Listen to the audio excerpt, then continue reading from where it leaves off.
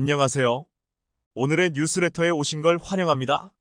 대한민국의 방산 수출의 효자로 손꼽히는 K전차가 이번에도 대형 사고를 쳤습니다. 무려 10조 원 규모의 추가 수출이 확실시되면서 이름값을 톡톡히 하고 있는 건데요.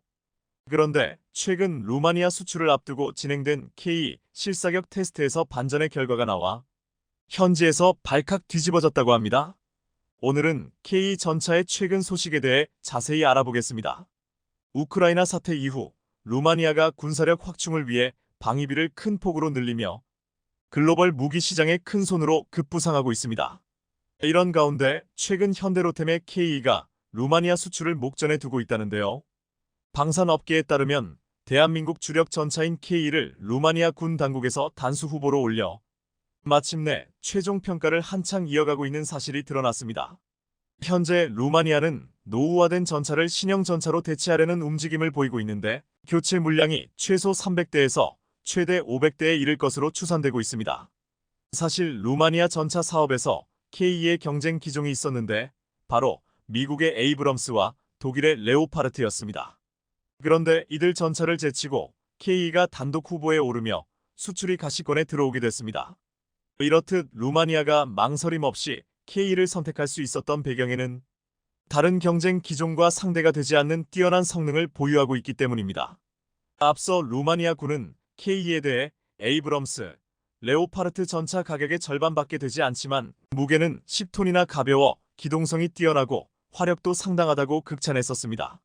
실제로 루마니아 군이 계산한 결과 K 전차의 가격은 최대 200억 원 규모지만 반면에 에이브럼스와 레오파르트의 가격은 각각 400억 원으로 여기에 옵션을 더하면 추가 비용이 더 드는 것으로 추산됐습니다. 이렇듯 비싸기만 하고 성능도 그저 그런 전차를 구매하는 국가는 전 세계 어느 곳도 없을 것입니다. K에 흠뻑 빠진 루마니아 정부는 K가 노르웨이의 극한의 현지 시험 환경에서 뛰어난 기술력을 입증했다며 K를 입이 닳도록 칭찬하기도 했습니다.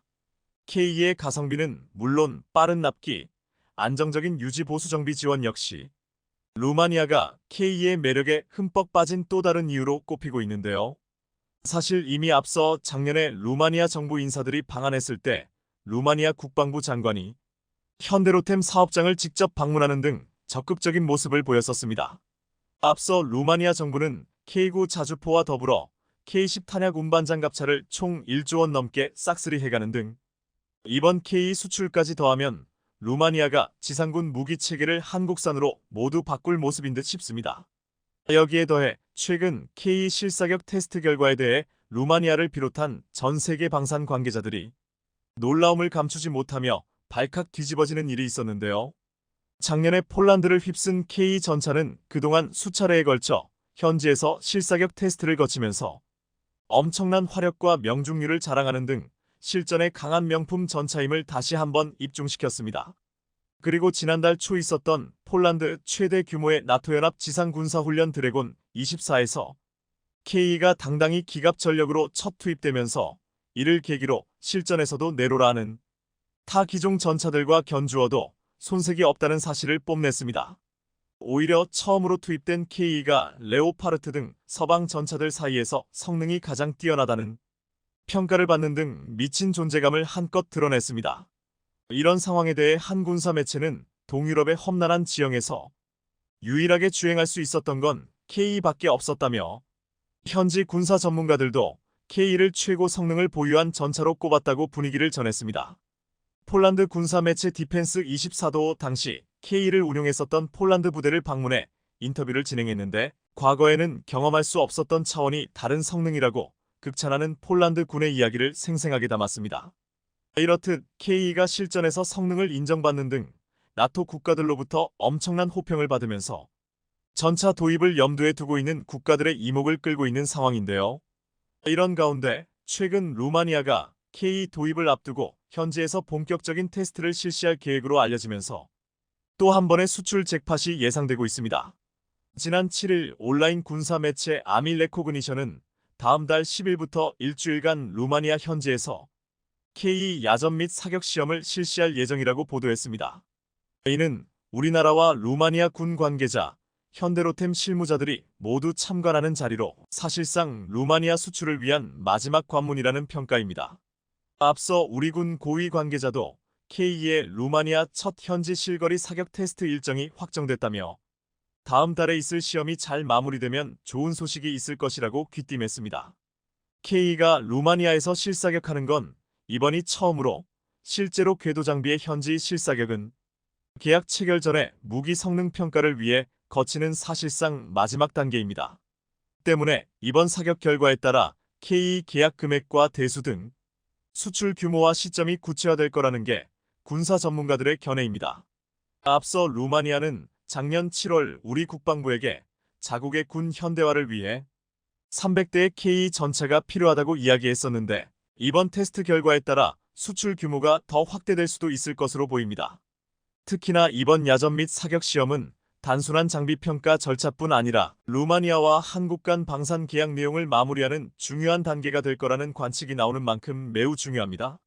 현재 현대로템의 루마니아 K 수주 목표 물량은 약 500대, 우리 돈 약 10조 원 전후로 알려져 있으며 이번 테스트가 잘 마무리된다면 단발성에 그치는 것이 아닌 지속적인 협력이 있을 것으로 보입니다. 여기에 더해 동유럽 시장에 K 수출 물꼬를 트게 한 폴란드에서도 여전히 K에 대한 엄청난 관심이 사라지지 않고 있다는데요. 현대로템이 폴란드와 820대 규모의 K 추가 수출 계약을 남겨둔 가운데 폴란드 현지에서 K를 언제 더 들여올지 관심이 높은 상황입니다.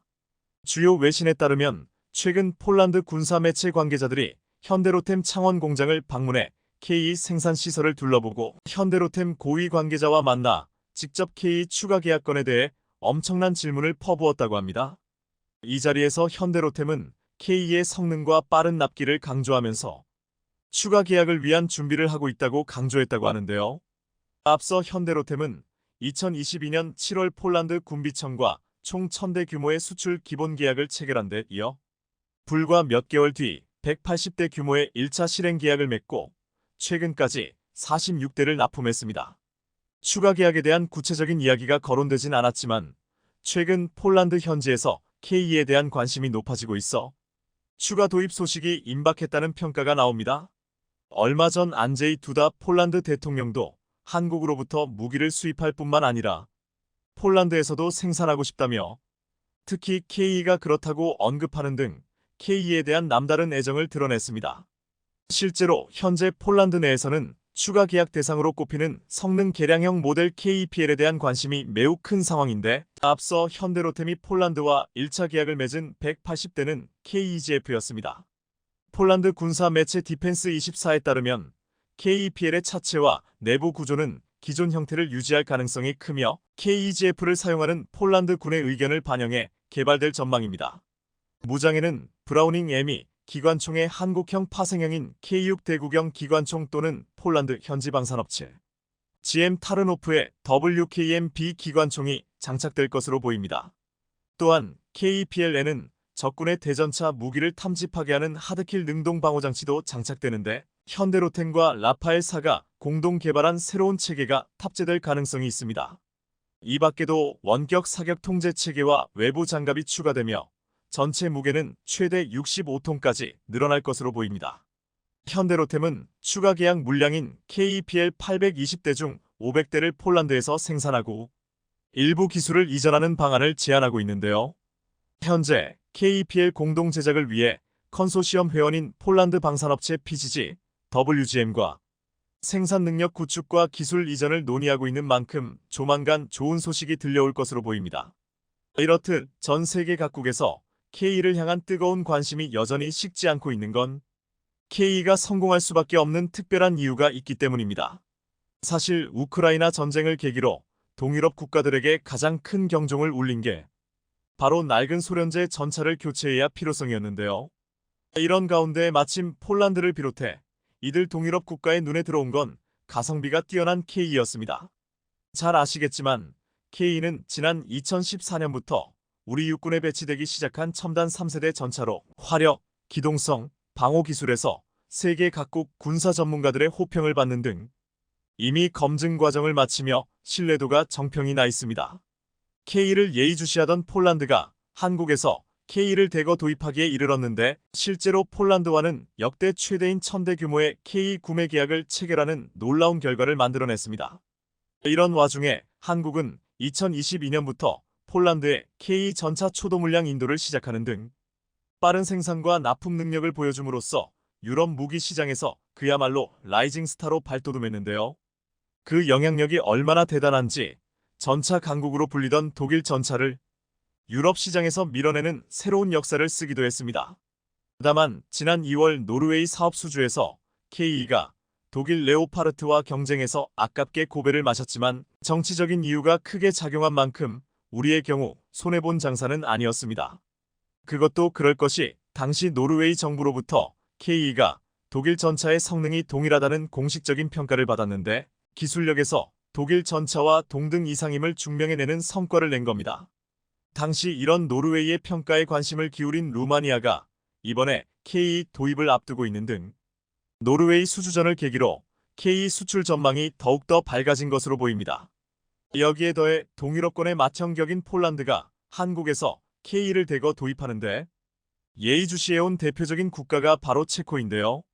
체코 역시 레오파르트는 1980년대 중반 생산된 구소련 T-72와 유사한 구형 모델이라며 KE가 이를 대체할 차선책으로 급부상하고 있다고 평가하는 등 KE에 남다른 애정을 보이고 있는 중입니다.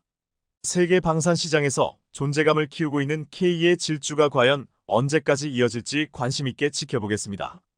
한국 방산의 거침없는 질주가 이제는 무서울 정도입니다. 최근 엄청난 상승세를 보여주고 있는 한화에어로스페이스가 전 세계를 휩쓸고 있는 K9 자주포에 이어 최근 다른 무기도 경쟁사들을 압도하고 있다는 소식이 전해진 건데요.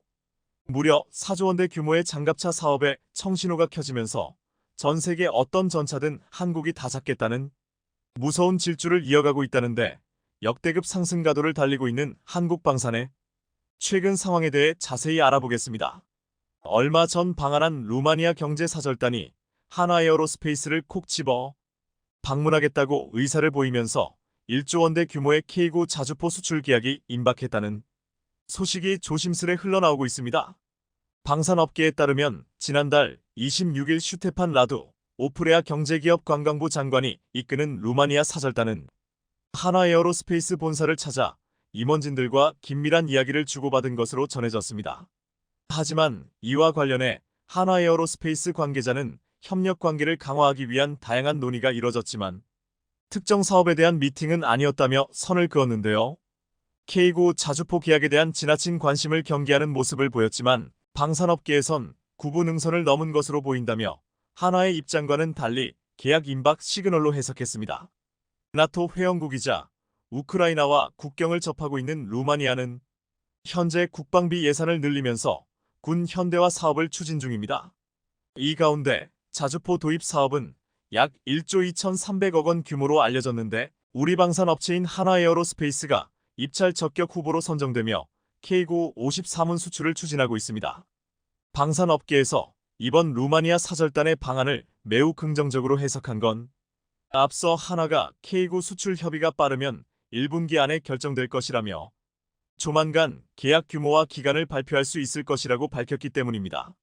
추가로 현재 루마니아는 자주포 말고도 대공미사일과 장갑차 최대 298대, 전차 240대를 도입할 계획이라 이번에 우리와 협상이 잘 마무리된다면 대규모 추가 수출도 기대되는 상황입니다. 상황이 이러자 한화에어로스페이스는 내친 김에 나토 국가들의 무기 수요를 아예 다 싹쓸이하겠다는 큰 그림을 그리고 있는데요. 앞서 나토 소속 국가들에게 K9를 잇따라 수출하며 신뢰성을 인정받은 한화에어로스페이스가 나토에서 저변을 확대하기 위해 분주하게 움직이고 있어 기대가 매우 큰 상황입니다. 과거 냉전 시기 북미와 유럽 등 서방 국가들이 소련에 대응해 맺은 군사동맹인 나토는 동맹국 간방산 체계를 통일하고 표준화해 유사시에 무기를 지원하는 체계를 구축하고 있습니다. 이런 이유로 무기 표준화는 나토의 핵심으로 꼽히고 있는데 최근 한국 방산이 그 역할을 수행하고 있는 상황인 겁니다. 실제로 얼마 전 한화에어로스페이스는 영국의 나토 표준 규격 포탄용 모듈화 장액을 처음 수출했고 나토 소속 국가에 K9 추가 수출과 장갑차 최초 수출도 타진 중입니다. 그리고 이번에는 한화에어로스페이스가 K-21 보병 전투 장갑차로 라트비아 육군이 4조 원 규모의 장갑차 교체 사업에 도전장을 내밀었습니다. 방산업계에 따르면 현재 라트비아는 2028년까지 노후화한 영국산 구형 궤도형 장갑차 CVRT를 대체할 장갑차를 찾고 있습니다. 도입 규모는 약 100대로 사업 규모가 무려 4조 원에 달하는 것으로 알려지면서 군침을 흘리고 있는 국가가 많은 상황입니다. 장갑차는 차체에 강철판을 더 씌워 전장에서 병력을 안전하게 수송하면서 동시에 포탑으로 공격까지 할 수 있는 차량으로 특히나 라트비아에 시급히 도입돼야 할 무기로 꼽힙니다. 발트해 남동 해안에 위치한 리트비아는 러시아와 맞닿아 있어 국방력 강화가 시급하기 때문입니다. 여기에 더해 라트비아 땅이 대부분 평야지대이기에 러시아 군의 진격을 막기 위해서는 강력한 전투력이 필요합니다. 이러한 전장에서는 전차전이 특히 힘을 많이 발휘할 수 있기 때문에 강력한 화력이 필수적인데요. 라트비아 K-21 경쟁 모델 압도 K-21 장갑차가 경쟁 모델들을 압도하며 독보적인 존재감을 보이고 있어 현지에서 엄청난 화제가 되고 있다고 합니다.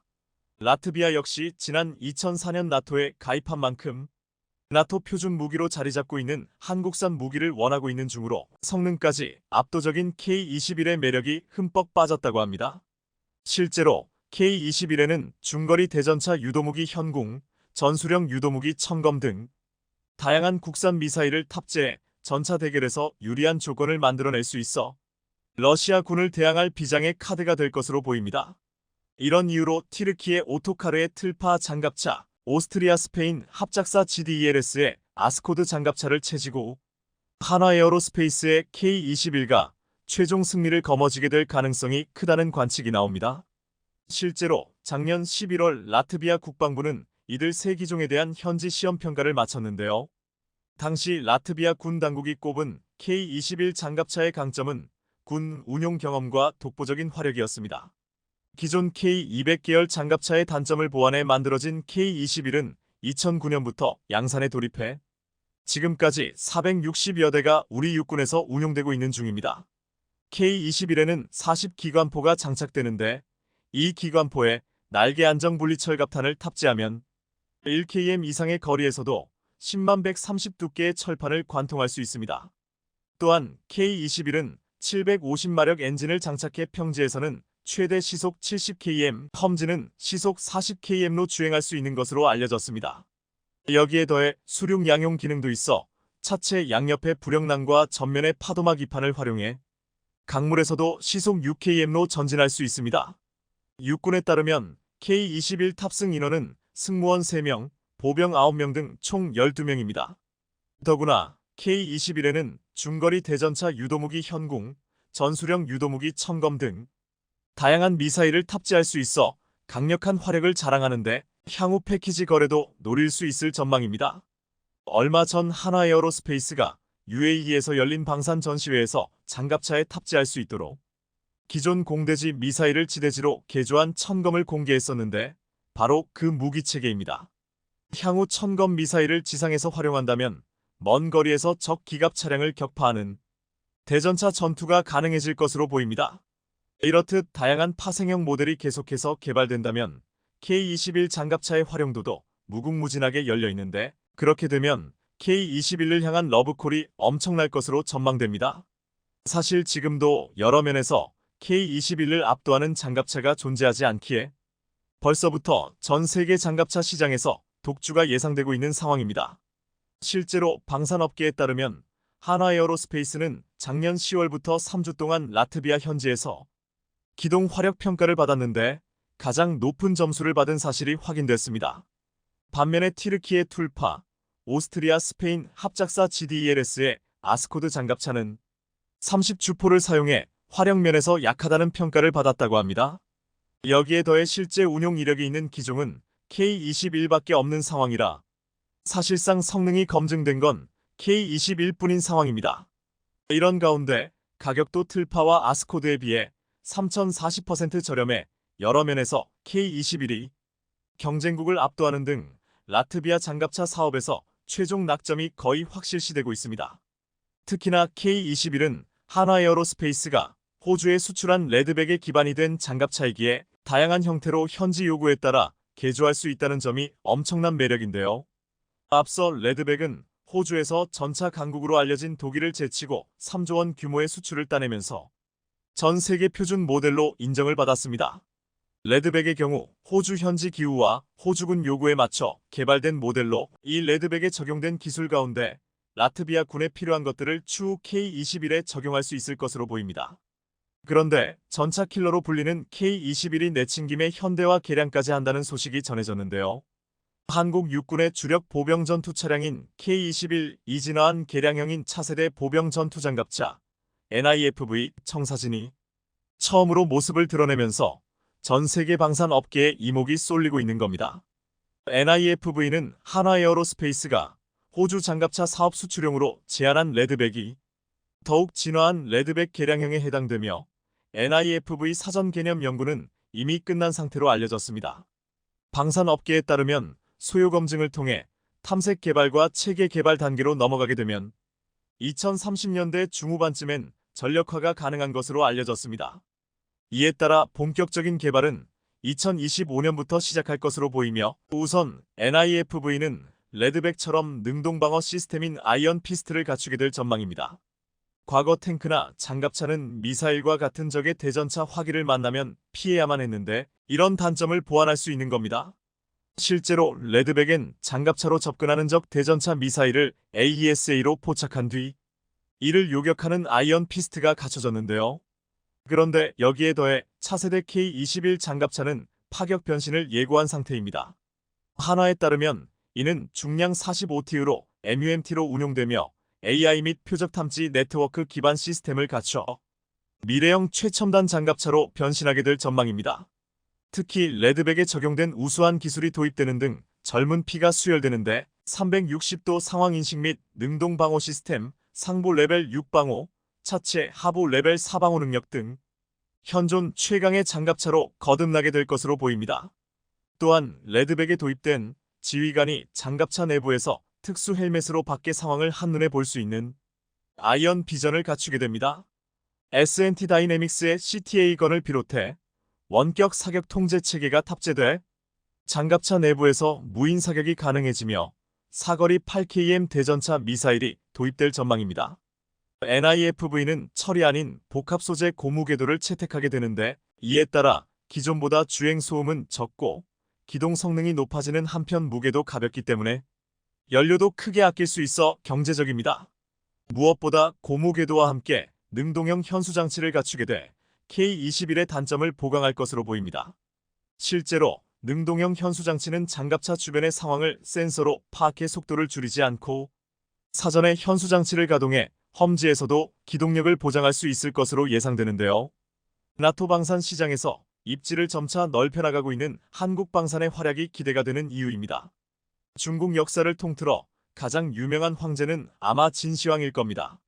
기원전 221년 전국시대를 통일한 진시황은 중국 역사에 남긴 영향도 많지만 상당히 많은 기행을 저지른 인물이기도 합니다.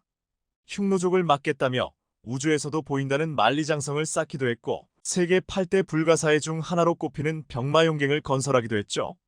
또 자신의 입맛에 맞지 않는 학자들과 책을 전부 불태운 분석행위로 중국의 역사를 순식간에 역사 속으로 사라져버리게 만들기도 했습니다.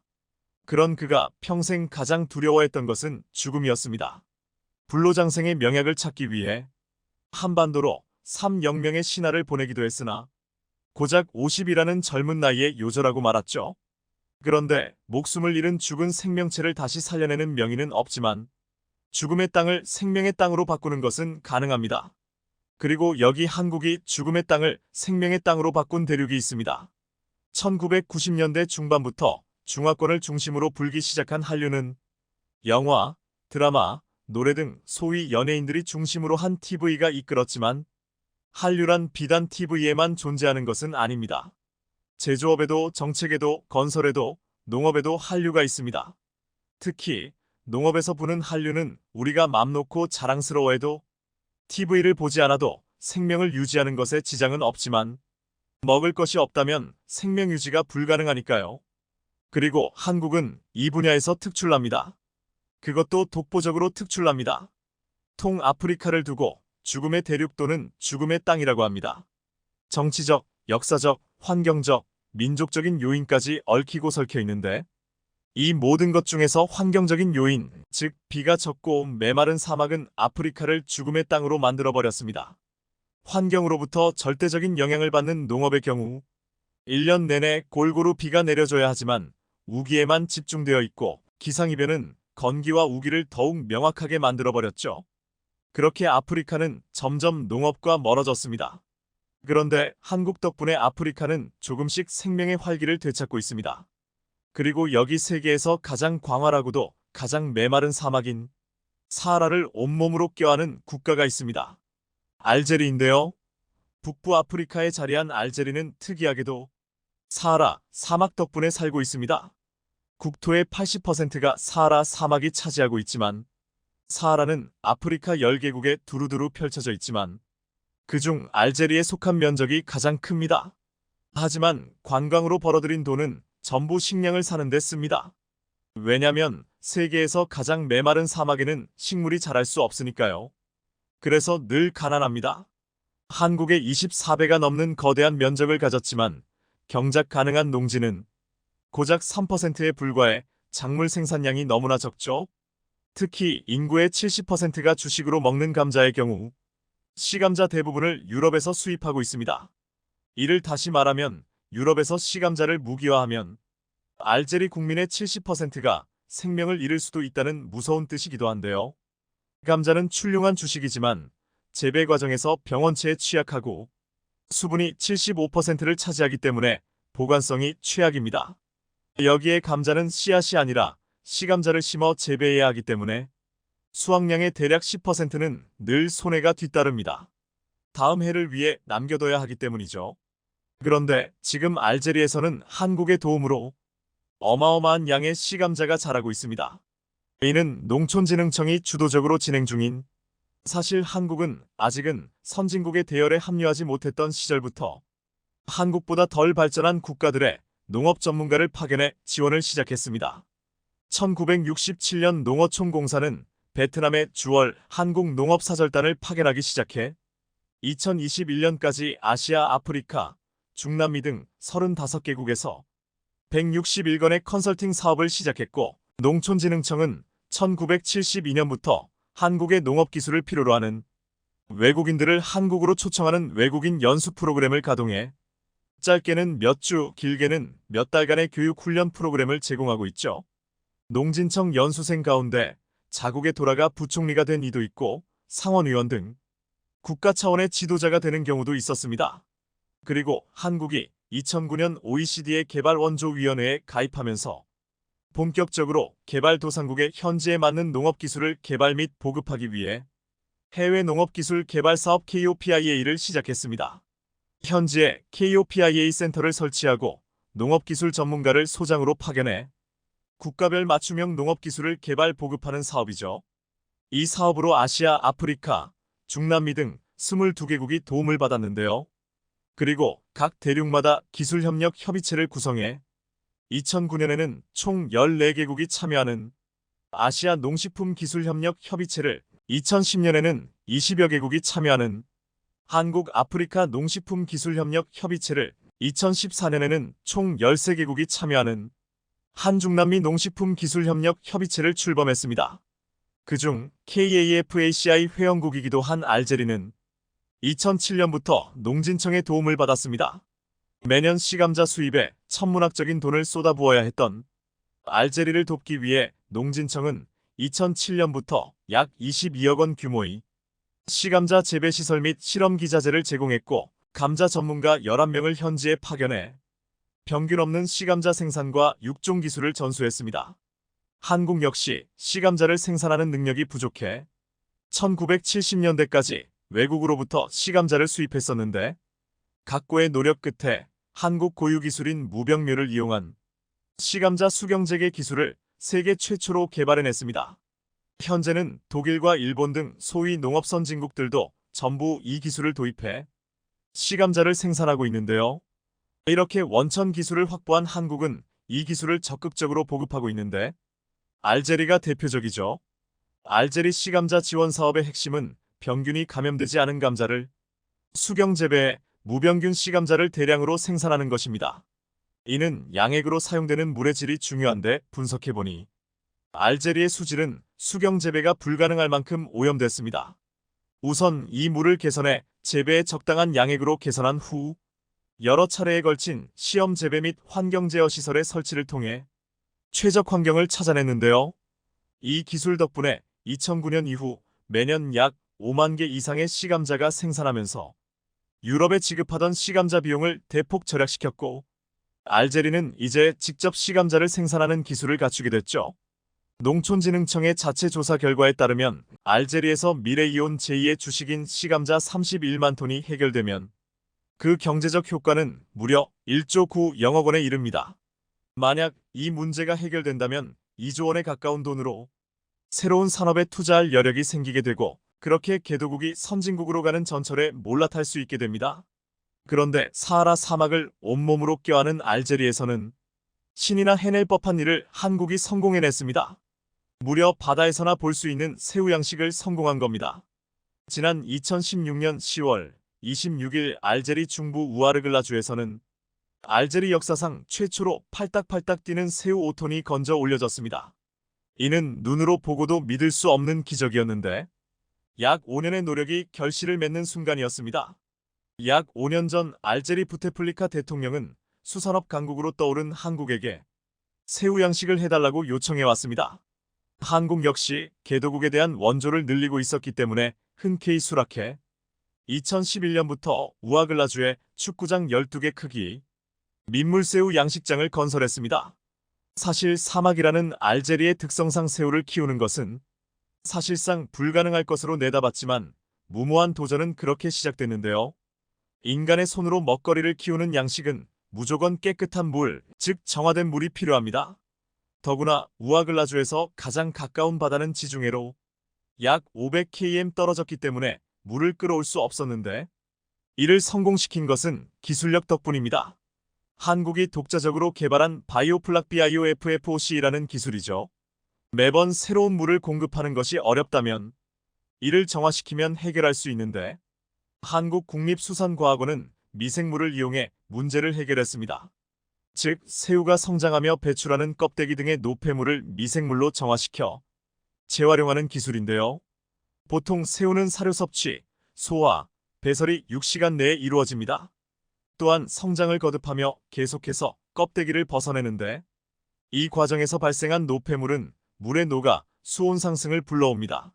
새우 양식을 위해 필수 온도인 30도를 유지시키기 위해 바이오플락 기술을 접목시켜 기존 양식수를 정화해 재활용할 수 있도록 했습니다.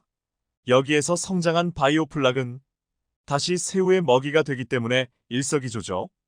덕분에 지중해에서 물을 끌어오는 데 필요한 설비 비용도 절약할 수 있고 그 비용으로 재투자를 할 수 있었습니다.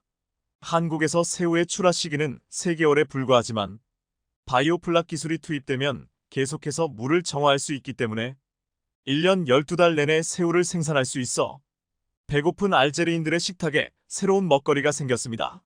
이렇게 불가능해 보이는 새우 양식을 사막이라는 극한의 환경에서 성공해내면서 아프리카는 물론 중동 등 비싼 값에 새우를 사들여야 하는 국가들도 이미 도입을 준비 중에 있다고 하는데요. 1970년 대한민국은 보릿고개를 이겨내고자 독자 기술로 통일배를 개발해 쌀 자급자족에 성공했습니다.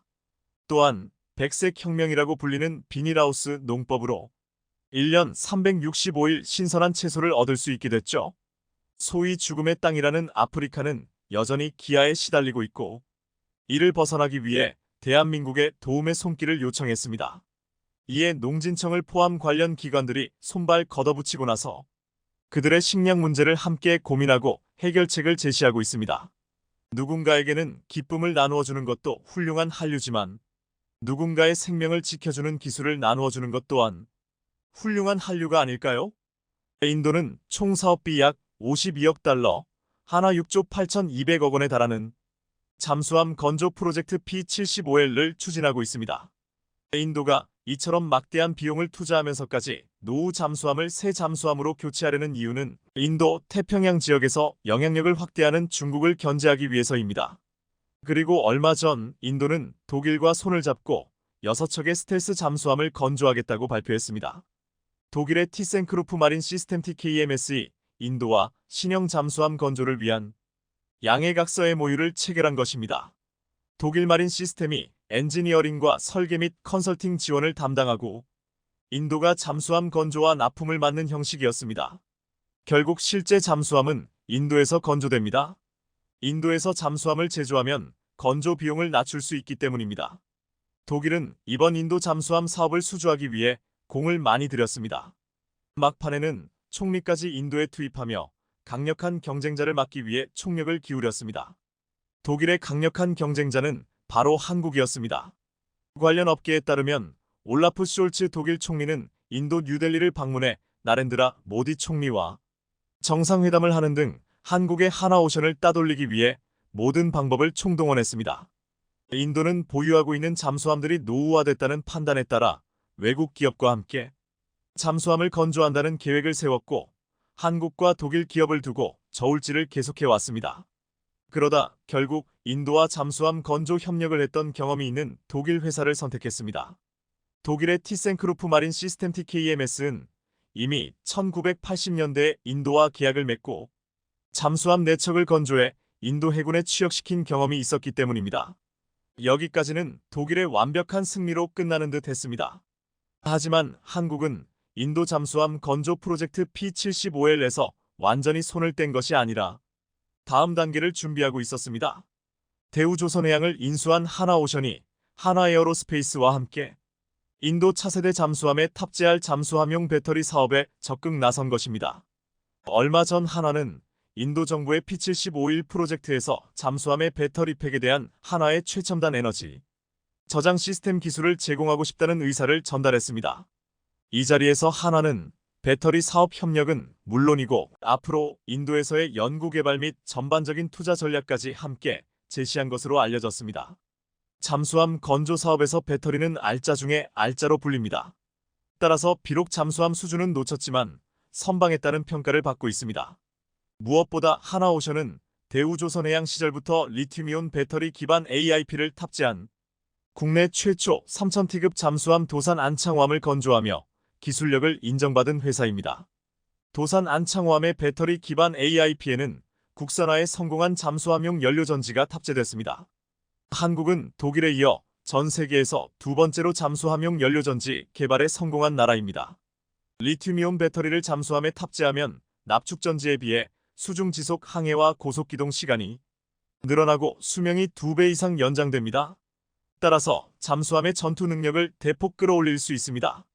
1984년 소형 잠수함인 돌고래급 개발을 시작으로 1980년대 후반 장보고급 3000T급을 탄생시킨 하나오션 옥포 조선소는 한국 해군 잠수함 기술의 눈부신 발전을 한눈에 확인할 수 있는 장소입니다. 지금 이 시간에도 하나오션 조선소에서는 장보고 P급 배치 2 건조가 한창이며 지난 2014년에는 잠수함 연료전지 개발을 완료해 독일을 긴장시켰습니다. 더구나 한국은 이미 도산 안창호급 잠수함을 직접 설계, 건조할 수 있는 저력을 갖추고 있습니다. 도산 안창호함은 기존의 독일 기술을 도입해 만든 장보고 209급, 손원일 214급과는 달리 설계부터 건조까지 우리가 직접 건조한 잠수함이라는 데 큰 의미를 지닙니다. 여기에 SLBM을 발사할 수 있는 수직발사대 VLS를 6기 탑재해 적국 해안에 몰래 침투해 수백 킬로미터 바깥에서 목표를 정밀 타격할 수 있습니다. 그래서 도산 안창호함의 별명은 바다의 조용한 저격수입니다. 도산 안창호함의 장점은 삼축 체계 가운데 킬체인 즉 시한성 긴급 표적 선제 타격과 KMPR 대량 응징 보복 체계를 바다에서 구현할 수 있다는 점입니다. 실제로 과거 괌 근처에서 열린 텐덤 스러스트 다국적 훈련에서 각국 잠수함들이 어뢰 실사격 훈련을 했는데 첫 순서인 장보고급 잠수함 2000함이 표적이었던 미 해군의 배수량 1만 2천 규모 클리블랜드급 경순양함 오클라호마 시티함을 단 한 발로 격침시키는 일이 벌어졌습니다. 장보고급이 수상 배수량 기준 1200톤이니 문자 그대로 10배쯤 큰 군함을 한 방에 날려버린 셈이었습니다. 원래 클리블랜드급은 덩치가 큰 만큼 어뢰 한 발만으론 격침시키기 힘들어 표적으로 쓰였는데 실제로 한국은 한 발만에 바닷속에 가라앉혀 미국을 포함해 순서를 기다리던 다른 나라 잠수함들은 이날 사격을 포기해야 했습니다. 그래서 이날 미 해군은 원샤트, 원힛, 원싱크라는 말로 장보고급 잠수함인 이천함의 해군들을 칭찬했습니다. 과거 한국은 미국과 독일의 기술을 따라잡으려 애썼던 시절이 있었습니다. 하지만 지금 한국은 독자적으로 잠수함 배터리를 만들고 도산 안창호급 잠수함을 직접 설계, 건조하며 마침내 제진제 국산화에까지 성공한 나라가 되어 있습니다. 6월 15일 하나오션은 올해 함정의 진동과 소음을 줄여 작전 성능을 높여주는 도료 제진제의 국산화에 성공했다고 공식 발표했습니다. 제진제는 수상함과 잠수함 등 함정의 위치가 상대에게 노출될 위험을 낮춰 은밀한 작전 수행을 돕는 제재입니다. 제진제는 지난 30년간 미국과 독일 등 수입에 의존해왔지만 공급사에서 요구하는 최소 주문 수량의 목표 조건을 맞추기 위해 필요 이상의 도료를 발주하는 경우도 있었습니다. 그래서 작업 일정 변경 등으로 유통기한을 넘기면 일부 수량을 폐기하거나 반대로 통관 절차 등으로 수급에 오랜 기간이 소요돼 자재 조달에 어려움을 겪기도 했는데요. 이번에 하나오션이 개발한 제진제는 수입 제품보다 가격이 저렴하고 최소 주문 수량이나 통관 절차 등에 문제없이 사용할 수 있어 생산 효율도 높습니다. 더구나 로이드 성급 노이즈 레지스터 인증서를 획득해 국내외 함정은 물론 특수 목적으로 광범위하게 적용할 수 있습니다. 이런 기술력을 총동원해 현재 하나오션의 조선소에서는 도산 안창호급보다 크기와 배수량을 대폭 확장한 장보고 3배치2가 건조되고 있습니다. 장보고 3배치2는 AIP 탑재 디젤 전기 추진 잠수함으로 수중 작전 능력 탐지 능력 무장 등에서 앞선 기술이 적용됩니다. 폴란드는 한국이 잠수함 설계 및 건조 능력과 배터리 기술까지 모든 것을 할 수 있다는 것을 알고 있습니다. 더구나 K 흑표 전차 1000대, K9 자주포 670문, 초음속 경공격기, FA 50-48대 등 지난해 국산 무기를 대거 구매하며 한국 방산에 대한 만족도가 워낙 큰 나라이기 때문에 잠수함 구매 사업을 진행한다면 잠수함도 한국에서 구매할 가능성이 높다는 게 업계의 전망이었습니다. 그리고 마침내 국방장관이 이런 발언을 했습니다. 마리우시 부아슈차크 폴란드 부총리 겸 국방부 장관은 지난 24일 수도 바르샤바에서 열린 디펜스 24데이 콘퍼런스에서 올해 잠수함 도입을 위한 오르카 프로그램을 시작할 것이라고 밝혔습니다. 부아슈차크 장관은 도입 예정인 잠수함의 대략적인 요구 성능도 소개했습니다. 수중에서 고속으로 장기간 은밀하게 기동할 수 있어야 하며 어뢰는 물론 침략자의 영토 깊숙이 있는 목표물을 타격할 수 있는 순항미사일을 운용할 수 있어야 한다고 말한 겁니다. 그러면서 이런 말을 덧붙였습니다. 수주 경쟁의 유럽뿐 아니라 그 너머의 파트너들도 초대하고 싶다. 즉, 입찰 참여 대상을 유럽 업체만으로 제한하지 않겠다는 뜻을 밝힌 것입니다. 폴란드 국방부 장관의 이 발언을 두고 디펜스 24는 이렇게 논평했습니다. 아마도 한국을 오르카 프로그램에 우선 초청하려는 것으로 보인다. 폴란드는 과거에도 잠수함 도입 사업을 추진한 적이 있습니다.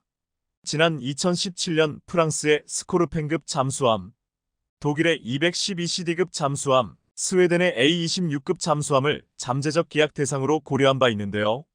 하지만 K방산의 우수성을 몸소 체험한 데다가 폴란드가 요구하는 SLBM급 대지 타격 능력은 한국의 도산 안창호급이 가장 유리한 것이기 때문에 또 한 번 한국에게 기회가 올 가능성이 높아 보입니다.